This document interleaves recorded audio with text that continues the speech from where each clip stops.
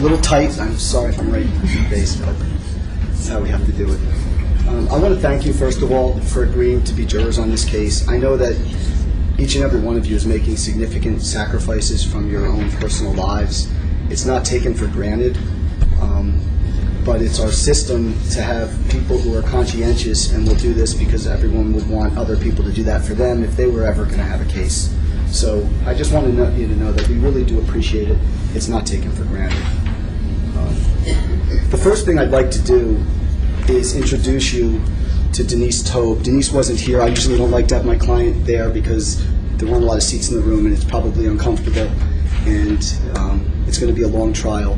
But I do want to introduce, this is Denise Tobe. Denise is the plaintiff. She's my client, and I just wanted you to be able to see who she is.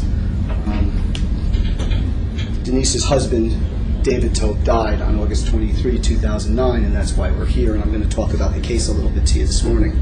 And after the opening statements, we're going to present to you an expert witness, Dr. Ozerkis, who is an expert and board certified in internal medicine, pulmonary medicine, critical care medicine, is going to talk about the medicine in great detail, which hopefully will cause me to talk less since I know he's going to speak right after us.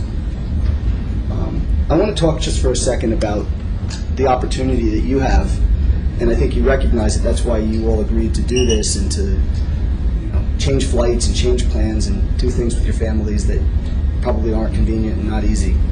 But you have an incredible opportunity, and I think you all recognize that, to render justice. And we are only going to ask you to really drill down on the facts, drill down on the credibility of the people that speak to you, and use your common sense. The facts in this case are sad but very straightforward. What occurred here is tragic but very straightforward and was very preventable. And it's my job to present that evidence to you and to really put people in front of you here who say they're going to tell the truth and are going to tell you. And I ask you, hold the case that I put in front of you to a very high standard, please. If I say I'm going to prove something, ask yourself at the end, did he prove it? If I make a promise to you, hold me to it. Please do that. But please do the same thing to the defense. If they say someone's going to say something, see what they say. And if their witness says something on direct exam, see what they say on cross, and see where the evidence goes. I want to talk to you about some basic concepts first, and we'll talk about the specifics. I wrote this up here, and that is the best my handwriting will ever get. This case is about medicine. And it sounds incredibly simple, but the practice of medicine really is a practice of systems. Doctors are taught from the beginning of medical school how to systematically approach problems and how to solve those problems. That's ultimately what doctors are doing, and that's what was supposed to happen here. So throughout this case, I want you to ask yourself, what was the system that was in place? And I'm going to show you what that was in a couple of seconds. And at all times ask, were they applying that system or not? Because ultimately, I have the word right here in the middle of this board, standard of care. The standard of care is what should this doctor, and there's 3 doctors who are defendants, so each of them you look at individually, what should this doctor have done based on knowledge, skill, training, and experience? What should he have done to diagnose and treat David Tobe on August 23, 2009? Did he do what he was supposed to do? The evidence is going to be overwhelming that every one of the 3 defendants failed to do what he was supposed to do. That is negligence under the law. Diagnosis and treatment of a patient is nothing more and nothing more complicated at basic level than troubleshooting. And a lot of you do that in your basic lives. Problems pop up, and you have to say, okay, let's figure out what the problem is, and then let's figure out how to solve it. That's what doctors do. And again, the standard of care says you have to do that, and there are rules that apply. Again, they are taught the rules when they are trained. They're taught the rules, and they're supposed to follow those rules with every patient, every time. In this case, what you're going to hear about is a patient who was in the hospital being treated for a condition, the treatment was going well, and then there was what's called a change in status. something about his medical condition changed. When that happens, there are rules that say this is what you have to do to address that situation. And again, our day-to-day lives are perfect examples of what the doctors are supposed to be thinking. A change in status happens, it can be like a yellow light on the road. Slow down, use caution, let's figure out what's going on. Some changes in status are a red light. Some are a flashing red light saying, you gotta watch out, stop, there's something very serious here. Some changes in status start as a yellow light, and then things keep happening, and the light changes red. It's that simple.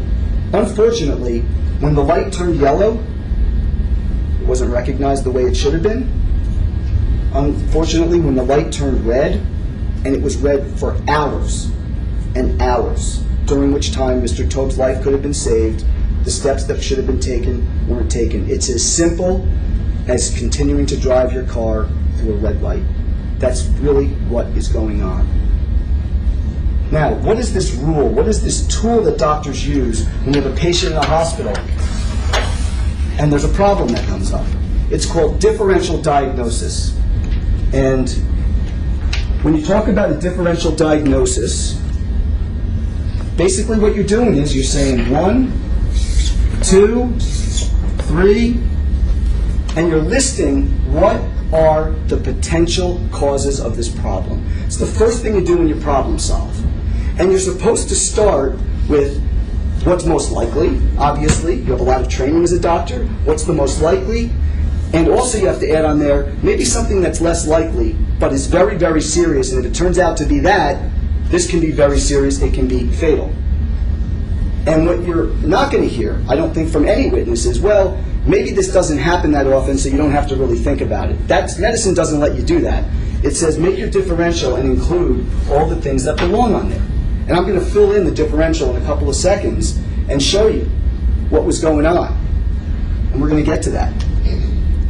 First thing I want to do before I get into the real nitty-gritty of the facts is, this is Exhibit 10A. It's not blown up too big, but I want to show you who David Taub was. I want you to just see him.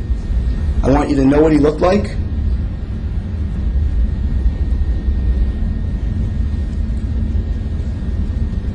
Because David won't be here to talk for himself, and at least you can know how you know who the person is. And at the end of the case, you'll get evidence, you'll have some pictures, you'll be able to look.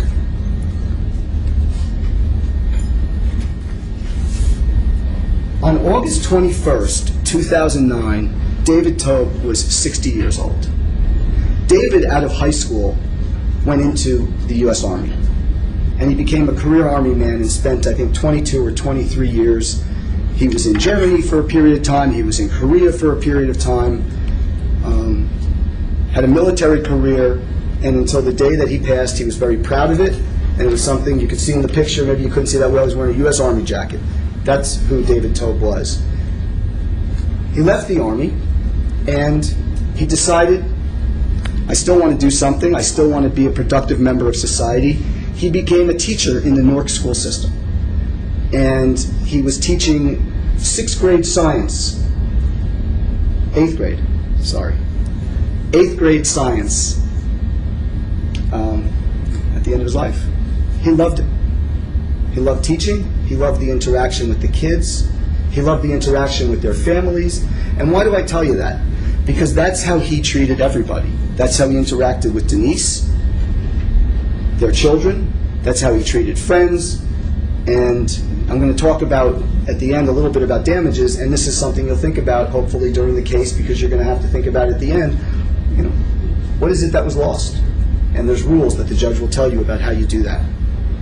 So, August 21st, David is 60 years old, and 10 days earlier, he had surgery for prostate cancer.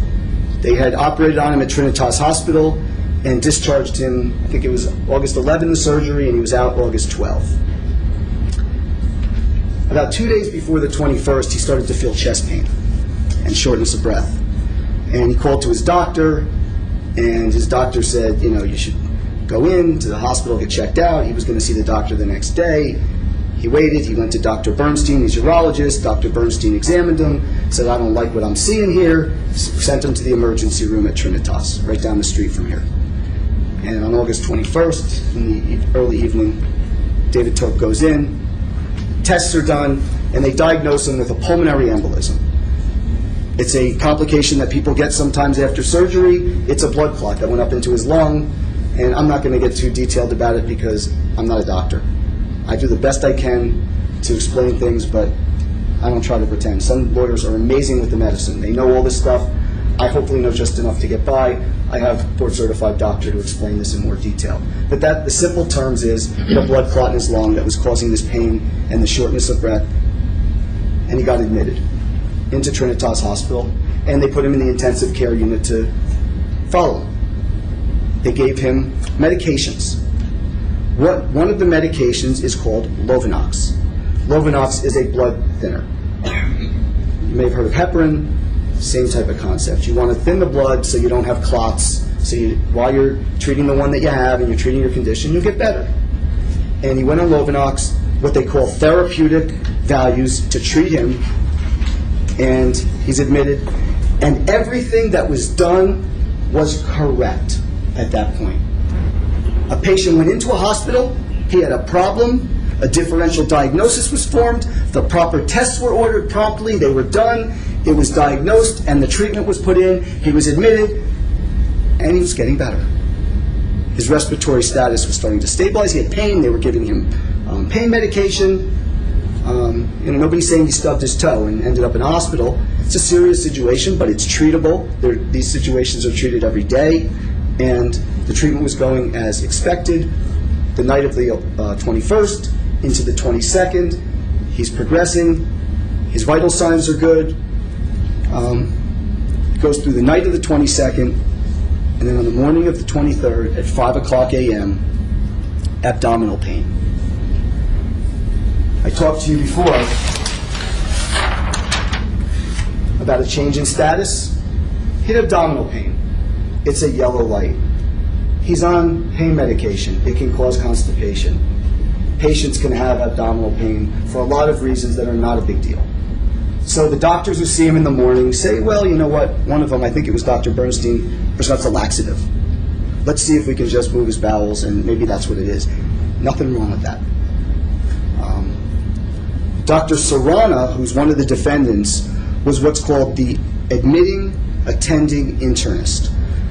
Mr. Tope had come in through the emergency room. Now you have to assign a doctor who's going to be the admitting attending doctor. Who's the doctor that is attached to him? Dr. Sarana is an attending doctor at Trinitas. They had never met before, but he became his doctor, his internist, his attending doctor. Dr. Sarana saw him that morning.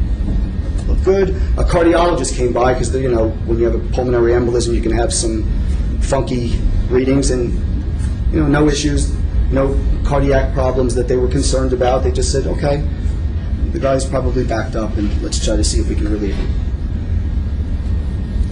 As the day goes on, he's not eating. Doesn't want to eat breakfast. Comes through around noon. He's still not feeling great, but okay. 2 o'clock, the nurses call for Dr. David. Dr. Alexandru David, at that point, was a second-year resident employed by Trinitas Hospital. Dr. David was not a licensed physician. He wasn't at that level yet, but per a certification the state of New Jersey will give to residency programs, he's allowed to practice medicine in the confines in the residency program, under the supervision of the residency program. But he's acting as a doctor, and he has all the obligations, and you'll hear that there's a standard of care that applied to him of being a doctor. And he still had to meet the standard of care. He was introducing himself as Dr. David. He was treating as Dr. David. So at 2 o'clock, Dr. David comes along, and there's a blinking yellow light because the laxative didn't clear the pain. He has abdominal pain that's actually still continuing bad enough that the nurses called for the resident to come look in on the patient. One of the things the standard of care says is, read the chart. See what's been happening before. There's a problem. Let's know the history. How did we get here? Basic stuff. Basic stuff. And nobody's going to deny that Dr. David needed to do that. See what he looked like when he came in. See what his issues were. See what his vital signs were. See how he was feeling. See the progression. He orders a Fleet's enema which I guess is a more powerful way to try to get you to move your bowels and clear you out. He's thinking, well, they said constipation. I think it may be constipation. Let's see what happens. At that point, he has a differential diagnosis, which is pretty simple. Constipation, pretty benign stuff. And, okay. What he doesn't really look at is all the vital signs as carefully as he should have, because they were starting to drop a little bit. There were some signs that something was going on. Now, if you think something's wrong with someone's belly, there's something you can do that's really simple, and you can start to rule things in or rule things out, because part of the differential diagnosis process is do tests so you can cross things off, because eventually you're going to cross off enough things that hopefully one thing is left. Or you can do a test that's going to say, oh, it's got to be this. Got to be this. What do? You do an x-ray. And in the ICU, you can roll in the x-ray machine and do a portable flat plate x-ray of the abdomen right there and get a picture of it. Dr. David didn't do that. He knew he could. He knew it could give information. He didn't do it. I'm going to tell you things about what people thought and what they knew and what they did. It's not just me saying, I think this is what we're going to find out, because as the judge told you, we took depositions, and I deposed Dr. David a few years ago. So I know what he said he did and didn't do, because I've questioned him under oath, and you'll see clips of the video, because I videotaped his deposition. You'll see that at some point during the trial, parts of his deposition. What else can you do? If you see that there's some issues with the vital signs, it's the most simple thing in the world, a blood test. The last blood test done had been done at 5 o'clock in the morning. His hematocrit and his hemoglobin were a little lower. Nothing alarming, a little lower than they'd been before. But he knew it. He told me in the deposition, I knew that his blood levels had been a little lower. Doesn't order a blood test. Excuse me.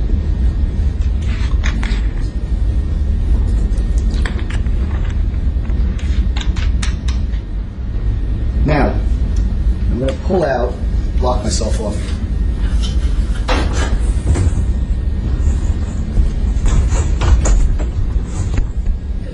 Can I just see counsel quickly for a second? Just one thing I forgot to tell you guys before we started out.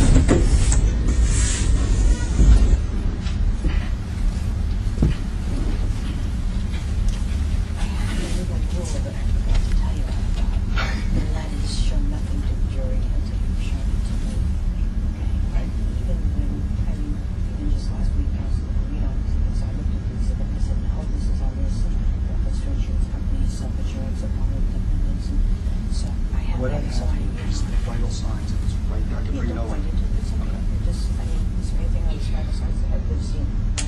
August 23rd vital signs page. I should have told you ahead of time. It slipped my mind. Because we really didn't talk about exhibits. So I like to see everything just in case. What was the schedule told you? Just going to show portions of the chart, except the point we want to see the stuff. Yeah, and I can't see it because it's. Well, that's what it says. turned away It's from it. records. They're just parts of the chart. And I may only show this page back because I'm trying to get So we do go ahead. And of course, I would let you show a picture of this. So it doesn't just look like that, but just. I had told counsel, just so you know. I had told them. It's still. I didn't know that. I know. Okay. That's my rule, and I forgot to tell you. No, that's cool. Okay? Just so everybody knows. I just thought of something I forgot to mention to council. That could affect their openings. Just pay no attention to that, please. All right, let me squeeze through.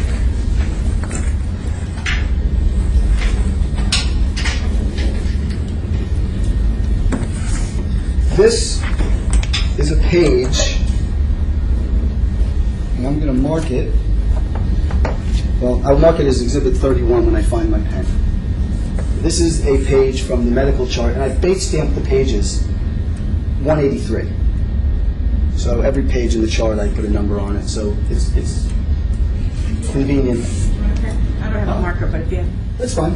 Sure, Judge. markers at the bottom. There are, just right. Thank you. For now. Okay. They're precious here. What this is what's called a critical care assessment sheet. It's the nurses keeping track of vital signs. And what you can see is what are the vital signs at different times in the day. This is the blood pressure. This is mean arterial pressure, heart rate, respiration rate. How fast is the heart beating? How hard is somebody breathing? Where's the blood pressure? And what you can see is you can see a pattern, and you can see a trend. And that's what doctors are trained to do. You don't live in a specific moment. You look at where that moment fits in with the history. And you see it at 2 p.m., okay, his heart rate's going up a little bit. And it bounces around, you'll see, and the respiration rate's starting to go up a little, then it bounces down, then it bounces up again. Now we go to 4 p.m. At 4 p.m., his blood pressure, which had been at 2 o'clock 115/80, at 3 o'clock 114/100, now drops to 96/, I believe that says 71. His heart rate is at 118, which is, look where it was before. It started to climb up, much higher than it had been earlier. Respiration rate, 21, still in the range, but there's that blood pressure. 4 o'clock. His abdominal pain is still bad. His abdominal pain is still bad. And at 4 o'clock, Dr. David forms a differential diagnosis. This is it. 4 p.m., Dr. David.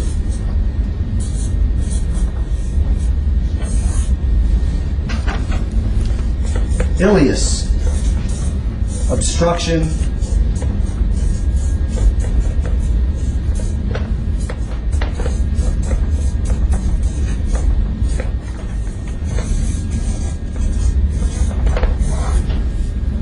internal bleeding. Why would you think of these things? Well, his belly is still bothering him. We've given him a laxative, we've given him an enema, he's still feeling bad, he's still not wanting to eat. This is a little bit of a paralyzed part of the intestine. Obstruction is something blocking it. It can happen. You're on pain medication. You're being treated in the hospital. It's a very easy way to find out if one of these things is happening. A flat, plain abdominal x-ray, which takes about 2 minutes to do. You get the results a little while longer, and you know, do we see that it's happening or not? Dr. David doesn't order an x-ray. Internal bleeding is on the list now because the blood pressure is dropping and he's on Lovenox. He's on a blood thinner. And every doctor knows, or should know, that one of the risks with Lovenox is you can end up with bleeding. Dr. Ozurkas is going to talk to you about that today.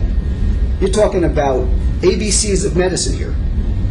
What do you think if you're thinking internal bleeding? Remember I talked about differential diagnosis. You want to cross things off of here and figure out what's going on, especially something that could kill you. What would you want to do if you have internal bleeding as one of the things that you think might be going on? A blood test. No blood test ordered. No blood test. Now, just to jump ahead, there are defense lawyers and defense experts, and you're going to hear defense experts say, well, the standard of care didn't require an x-ray. It didn't require a blood test. And that's why I say to you, please stare at my witnesses and stare at theirs and say, does that make any sense? To say the standard of care doesn't require it? Why is this person saying that? What makes sense? Why would they say that? Because, you know, some of these defense experts, I depose them, well, it would be reasonable to order those tests. Yeah. You wouldn't criticize it. No, I wouldn't criticize it. So standard of care requires it. No, not standard of care. Ultimately, you're going to decide, based on the expert testimony, what makes sense. No tests. By the way, what else do you do when you think this might be going on? You start to give fluids. Person's blood pressure is dropping, and there's some fluids ordered. Not enough, not an adequate amount. So now you have a patient who's not getting some normal saline, not getting enough. And what happens now after 4 o'clock? 5 o'clock, the blood pressure drops more. The heart rate goes up a lot more. The respiration rate goes up a lot more. This is a patient that is in a shock state. Shock is simply, and it's hypovolemic shock. What's happening is, and I'm not just going to tell you this based on supposition, I'm going to bring in a radiologist who's a board-certified radiologist, Dr. Bill Matuzzi, who has looked at, and Dr. Ozurkas has looked at the CAT scans too. Dr. Matuzzi specializes in looking at CAT scans like this. And he's going to actually show you, I couldn't explain it, but he sees it very clearly, that you can see ultimately a CAT scan was done way too late. The results didn't even come in until after Mr. Tobit died, but they did it right before he died, and there's blood all in his abdomen, in his, what they call the intraperitoneal cavity. He was bleeding internally this whole time. Okay? 5 o'clock, Dr. David's around. No blood tests, no x-rays, not enough fluid. And by the way, his blood pressure's dropping while he's getting some fluid. We don't even know what his blood pressure would be if he wasn't getting fluids. It'd probably be lower, right? Elementary. 6 o'clock, blood pressure's still low. Heart rate goes up more, respiration rate goes up more. This is a man who is dying in an intensive care unit in Elizabeth, New Jersey, with a doctor watching it happen. He doesn't order a blood test at 6. He doesn't order x-rays. He doesn't give him enough fluid. What he does is he picks up the phone. He orders a CAT scan. He says, I want to see what's going on inside, which sounds reasonable, except at this point, you have to start to say, all right, this guy is in shock. He's hemodynamically unstable, meaning his vital signs are unstable. What you've got to do is, now you've got to say, all right, not that he's going to think this, but I've screwed up. I didn't diagnose this yet. I got to make sure I don't let this guy die while we're fuddling around in here. So I got to start getting a lot of fluid into this guy. And I'll tell you something interesting. Dr. David testified that by 4 o'clock, internal bleeding was in his differential diagnosis, and I wrote it up on there because it belonged in the differential diagnosis. When you see the medical records at the end of the case, you will not see one thing in those medical records consistent with any of the doctors actually trying to rule in or rule out or treat internal bleeding. Nothing. Because what do you do now at 6 o'clock when this guy's got steadily declining vital signs on Lovenox? You start giving him a lot of fluid, you type and cross-match. You prepare transfusion blood because you may need to give this man a lot of blood because he is in shock. Now, you're going to hear some of the defense experts quibble about whether or not he's really in shock, or was he unstable, or was he going into shock. It's a process shock. It's not like you look at someone and go, oh, you're shocked. It's a process, and he's in hemorrhagic hypovolemic shock. He's dying on the floor. So Dr. David calls up Dr. Serrana. Dr. Serrana is not in the hospital, but he's the attending doctor. He's on call for his patients. And as you know, if a doctor is not going to be available to do his or her job, they have somebody cover for them. So if they're going to take the call, they're responsible to do what they need to do. If they have a family obligation, or they're going to be traveling, or they need a vacation, they get someone to cover. Dr. Serrana was either at home or had gone to some sort of a religious gathering with his family in his congregation for his religion. Nobody would ever fault anyone for doing that, obviously. He doesn't remember if he was there or going, but it was around 6 o'clock. Now, one other thing. These things I'm telling you that Dr. David did, the only way we know about this stuff is because we look at the nursing notes and the orders. Because Dr. David never wrote progress notes. The standard of care says, you see the patient, you assess, you write what you did and what you saw, so other doctors can see that or nurses can see it, and there's a record. Dr. David, he didn't keep any progress notes. The only one he wrote was after David Tobit died.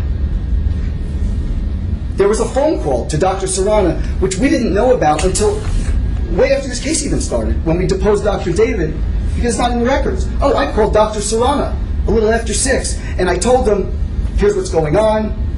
I gave him information from which Dr. Serrana would have known this was a hemodynamically unstable patient. And Dr. Serrana is a board-certified internal medicine doctor, attending at the hospital for Mr. Tobe.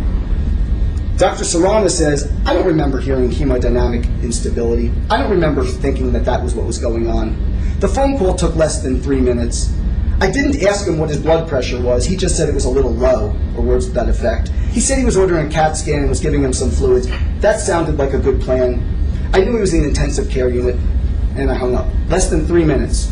He also testified he never thought about what the results were of the CAT scan, never thought about what happened with the blood pressure, never inquired, never followed up, nothing. You have a patient who is in a serious situation, serious enough the resident's calling from the hospital, and you don't do anything after that. Dr. Serrana breached the standard of care at that point. He needed to ask questions. What's his blood pressure? How much fluid has he gotten? How's his abdominal pain? Have any other tests been done? Did you do an x-ray? Did you do a blood test? Where's his hemoglobin? Where's hematocrit? All the things that are basic medical school kind of stuff. He didn't ask any of those questions. Why? Doesn't really matter. That was his job. That was his profession. Didn't do it. And went on with his family, which it's fine to do that, but if you're responsible for a patient who's in trouble, then if you're not going to be able to handle it, you get someone else to do it. That's Dr. Serrana's involvement. That's why he's in this case. He was negligent. He did nothing else. Cut and dry, straightforward. Dr. Gard. Why is Dr. Gard in the case? Dr. Gard is board certified in internal medicine, pulmonary medicine, critical care medicine.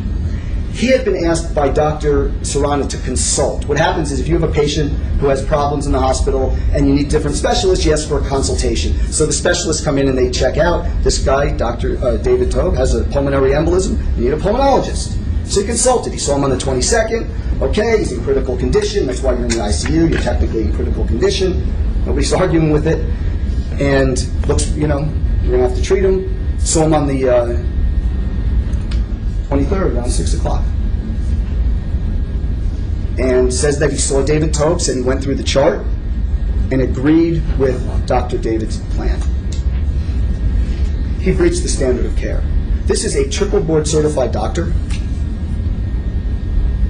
And understand, nobody's saying that one is responsible for what the other did or didn't do. Every one of these doctors had an independent duty to make sure the right thing was getting done and not rely on somebody else to do it.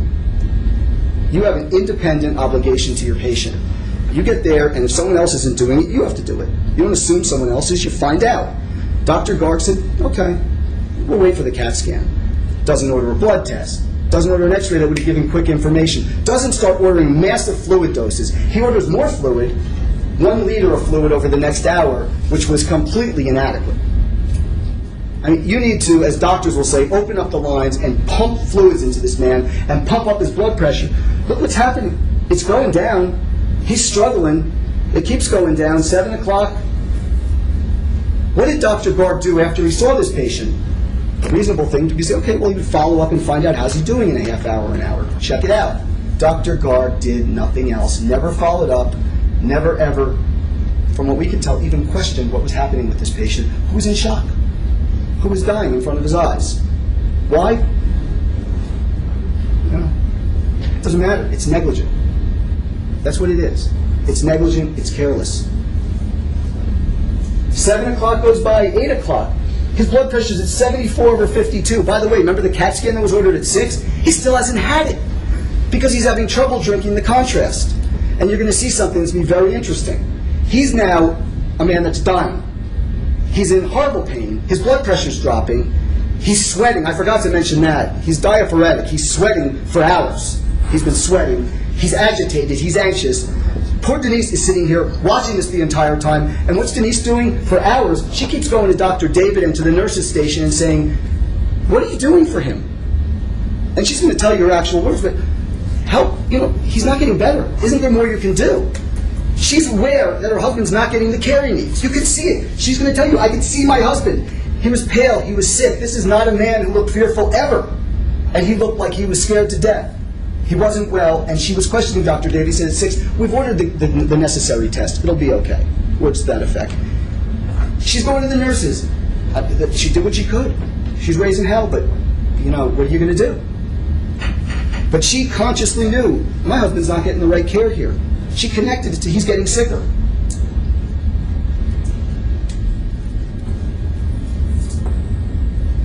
And we're going along, and the CAT scan's not getting done because David Tobe is having trouble drinking the contrast. Is that a surprise? Of course not.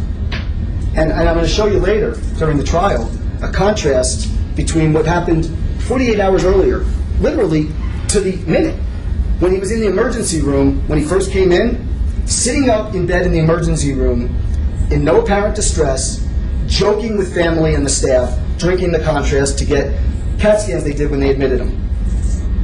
Now, he can't get it down, he's sick, and he's dying. And anybody who has any training knows that. Finally, They take him down to the CAT scan at like 8:45, almost 3 hours after the order. And by the way, Dr. David isn't checking in or doing anything. Dr. Garg isn't checking in. Dr. Saran is not checking in. They take him down for the CAT scan, and Dr. Ozurkis is going to say, you know what, CAT scan, good idea, should have done it hours ago. Now, you don't send him down to the CAT scan when he's hemodynamically unstable in a shock state. You stabilize him first. You get a lot of fluid in him, you get him under control, you forget about all the tests that you have in order to try to, the simple ones, the blood tests and everything, but you don't just send him down. What happens in the CAT scan room? Now David Toub is getting very, very sick. I mean, he's getting to the end. So he has fecal incontinence. He has stool on himself. He starts vomiting. They turn him so he won't aspirate, so he won't choke on his vomit. And somehow they get him through the CAT scan. Get to about a little after 9 now. They bring him back up to the floor. They bring him to his room. Denise is there waiting for him. He's in horrible shape. He has more fecal incontinence. He is vomiting more. He is agitated. He's tearing at the wires on him. He's tearing at his gown. Dr. David comes in. He calls. He says, will you let me intubate you? Will you let me put a tube down to try to help you to breathe and try to prevent you from choking? Yeah. He says, yeah. I mean, so now they bring the anesthesiology team in. They're going to try to stick tubes down his throat. None of this should happen, by the way. All of this was avoided if they just did what they needed to do hours before. And he's going into now, he's aspirating, he's choking on these contents of his stomach that came up. He's going into cardiopulmonary arrest. And it's right in front of Denise. And he is losing consciousness, but he's awake right up until he mouths to Denise, I love you. And then he goes unconscious. And they call a code. And they bring the whole team in. And they can't save his life, and he dies.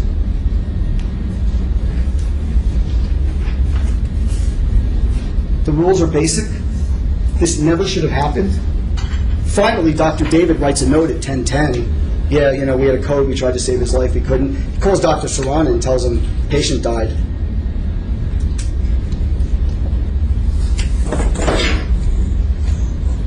There's a simple rule. It's a simple rule. Lovenox plus abdominal pain. And by the way, I skipped over this, but you have abdominal pain because blood irritates the lining of the peritoneum. It hurts.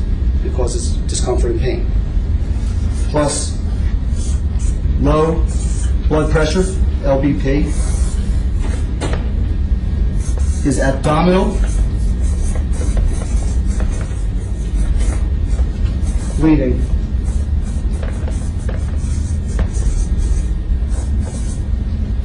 Until proven otherwise. That's the standard of care. If that had been followed and the proper treatment was given, David Toub would have lived. And frankly, there isn't a defense expert who told me in a deposition that I'm wrong about that. They either had no opinion or agreed. If you acted, you could have saved his life. You take him off the Lovenox. You give him other medications. You pump fluids into his body. You give him blood. You ride this out. You get him stabilized. The bleeding will eventually stop. The blood will absorb. And he lives. And he walks out of the hospital the way he should have. The damages in this case tell their own story. And I'm not going to talk much about them now because I really do want to move along and make sure Dr. Ozurkis has time to testify today. But there are certain components to it. Pain and suffering of David Toub before he died as a result of the negligence. This cascading suffering right down to going through arrest and knowing you're dying right in front of your wife from this. Terrific.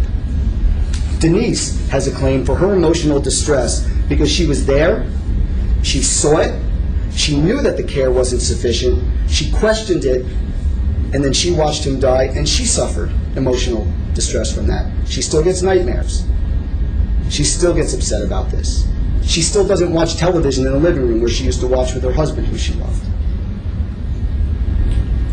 And you'll hear Denise had some anxiety before. She was anxious when her husband was diagnosed with cancer. Of course. Nobody's denying that. But her emotional state is far worse and far more lasting than what it ever would have been. Because she doesn't have nightmares about being told that he had his diagnosis, or he's going in for surgery. She has nightmares about watching him die in front of her. And you know, it's not easy to talk about these things, and you know, but that's why we do this. What's the last part of damages? Under the wrongful death statute in New Jersey, you boil down a person's value to their family into dollars. It's done economically.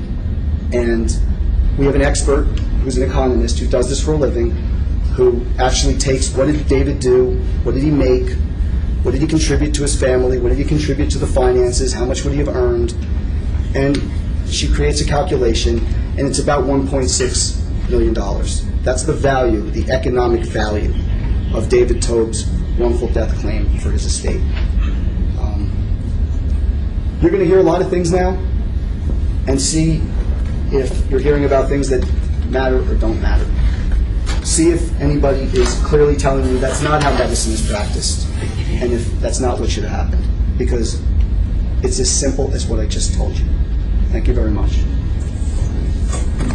Ms. Flynn, do you want to go? George, you move that one. What, you want to take 2 minutes? Are you guys going to want this, or should I? You don't want something? Oh, yeah. Yeah, okay, go off the record. We'll take 2 minutes and then we'll give the opportunity.